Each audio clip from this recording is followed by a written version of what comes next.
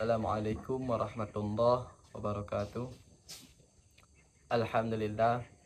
Allahumma salli ala Sayyidina Muhammad wa ala alihi wa sahbihi wa barik wa sallim. Terutama sekali penghormatan kami yang mulia kepada Ustadz Jovial Pelli Taran, Shum MAK. Kemudian juga penghormatan kami kepada seluruh rekan-rekan kami yang seperjuangan dalam perihal menuntut dan menimba ilmunya Allah Subhanahu wa Ta'ala.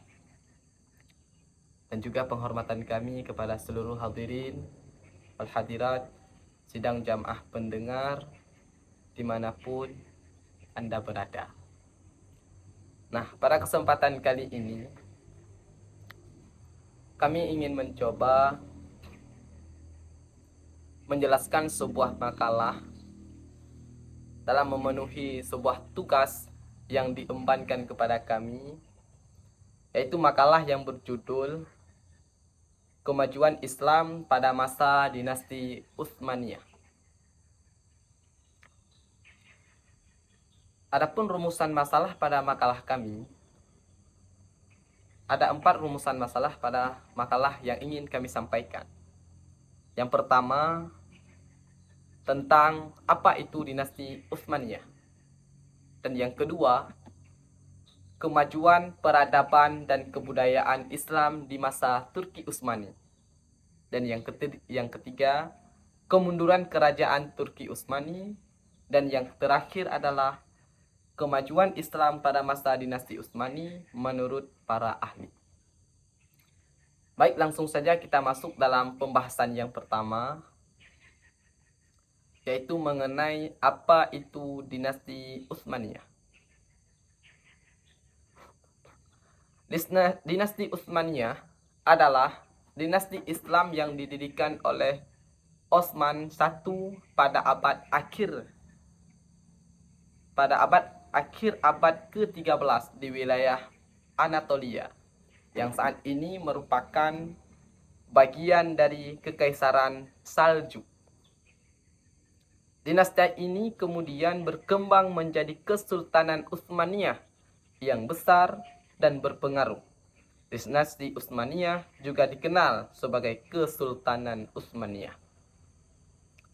Merupakan salah satu dinasti terbesar dan terpanjang dalam sejarah peradaban Islam.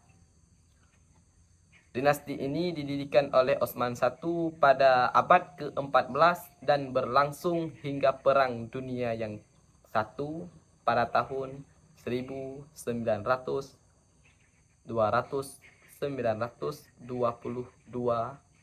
Masehi. Dinasti Utsmaniyah ini terus melakukan ekspansi wilayah di bawah kepemimpinan para penguasa yang kemudian seperti Orhan, Murad I, dan terutama Sulaiman yang Agung.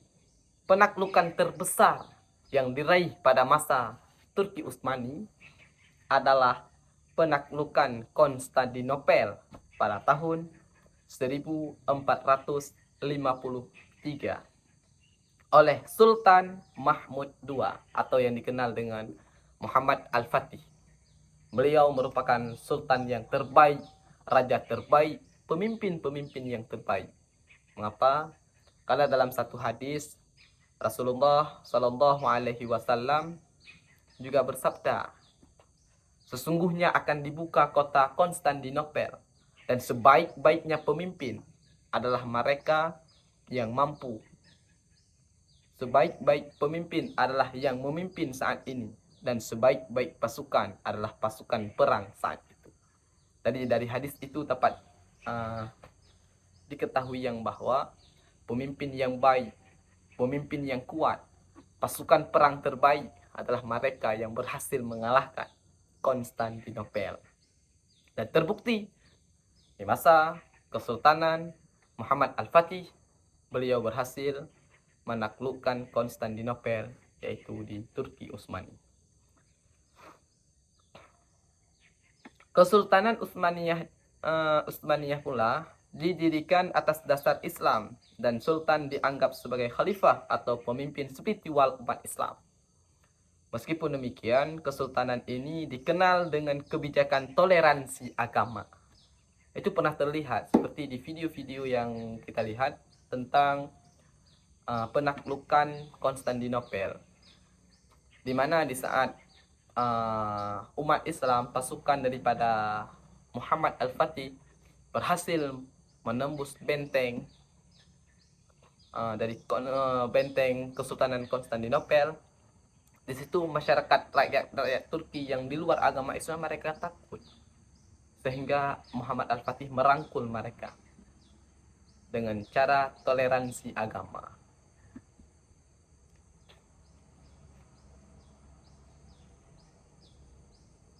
Itulah sekilas daripada pengenalan tentang dinasti Utsmaniyah.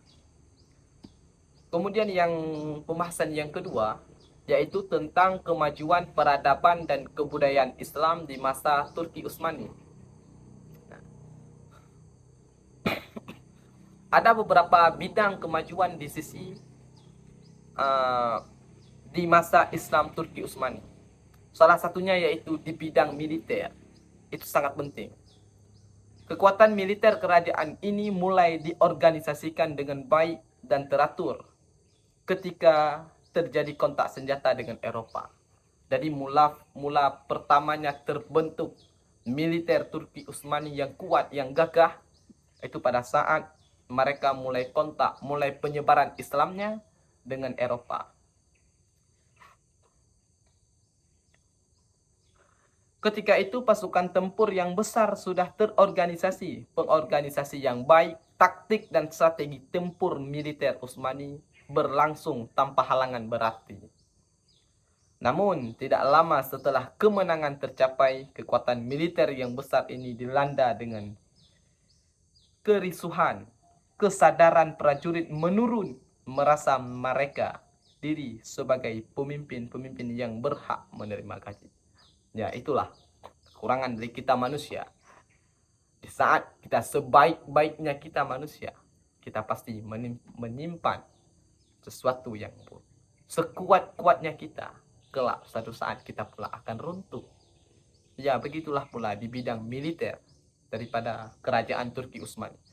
Mereka telah diracik dengan begitu baik, telah diracik dengan begitu gagah, kuat dan perkasa. Namun pada akhirnya mereka kembali terpecah belah dengan sebab merasakan saya lebih berhak menerima gaji yang besar dibandingkan yang lain. Saya lebih berhak menerima upah yang besar dibandingkan yang lain. Itulah permulaan daripada kehancuran kita. Di saat kita tidak saling mempercayai kepada teman, kita tidak saling menghargai satu sama lain, itulah punca daripada kehancuran sebuah organisasi, sebuah negara, atau sebuah perkumpulan. Itulah yang disebabkan oleh bidang militer Turki. Setelah militer Turki Utsmani kembali gagah, perkasa, namun seiring dengan berjalannya waktu, para militer mulai merasa diri lebih baik, merasa diri lebih berhak, dan mulailah terjadinya penurunan peningkatan dari kualitas militer tersebut. Itu bidang yang pertama. Dan bidang yang kedua adalah di bidang pengetahuan. Kebudayaan Turki Utsmani merupakan peradaban macam-macam kebudayaan. Di antaranya adalah kebudayaan Persia, Byzantium, dan Arab. Dari kebudayaan Persia, mereka mengambil ajaran-ajaran tentang etika dan tata krama dalam istana raja, organisasi pemerintahan, dan kemiliteran. Banyak mereka serap dari Byzantium. Sedangkan ajaran-ajaran tentang prinsip-prinsip ekonomi, sosial, dan kemasyarakatan, keilmuan, dan huruf mereka terima dari bangsa Arab. Itu sangat bangsa yang luar biasa. Bangsa yang mencontohkan bangsa lain di sisi positifnya. Seperti kita Indonesia. Kita melihat ke negara lain, kita ambil sisi positifnya, dan kita berubah di negara kita sendiri. Kita berkunjung ke suatu negara. Di negara tersebut ada sesuatu yang luar biasa yang patut kita terapkan di negara kita. Kita ambil sisi yang positif, kita terapkan di negara tersebut. Begitulah hal yang dilakukan oleh masa Turki Utsmani. Mereka mengambil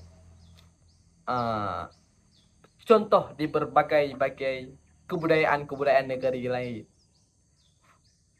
seperti tentang tata krama dalam istana kerajaan. Mereka mengambil ajaran dan kebudayaan daripada Persia. Tentang kepemerintahan dan kemiliteran, mereka mengambil contoh dari kebudayaan dari Byzantium.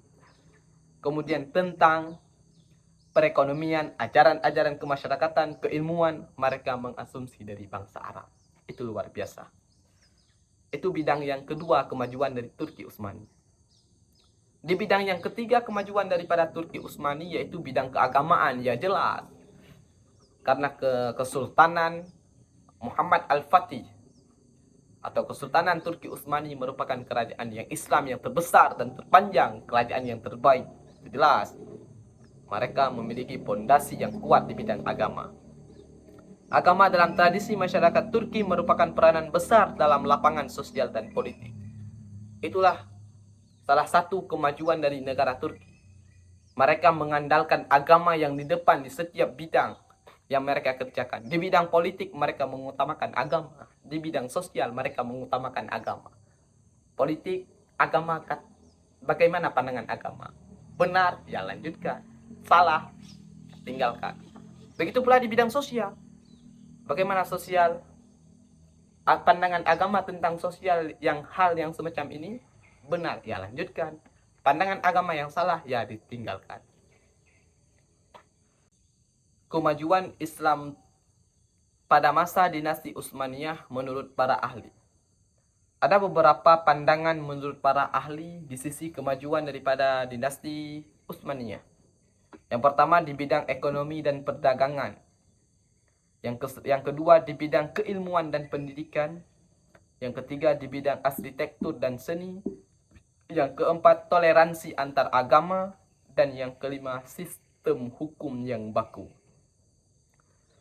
Itulah 5 kemajuan dari kerajaan dinasti Utsmaniyah menurut para ahli.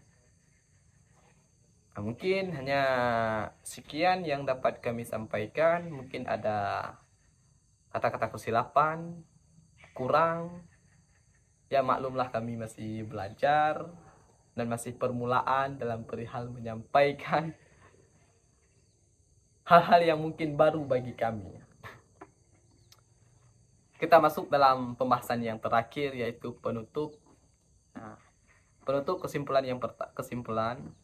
Kesultanan Utsmaniyah memberikan dukungan besar terhadap keilmuan dan pendidikan, mendirikan madrasah, dan mendukung perkembangan ilmu pengetahuan dan kebudayaan. Memang pendidikan menjadi pondasi dasar sebuah negara, menjadi pondasi dasar membentuk sebuah karakter. Karena dengan manusia-manusia yang terpendidik, maka akan menghasilkan nilai-nilai yang terbaik.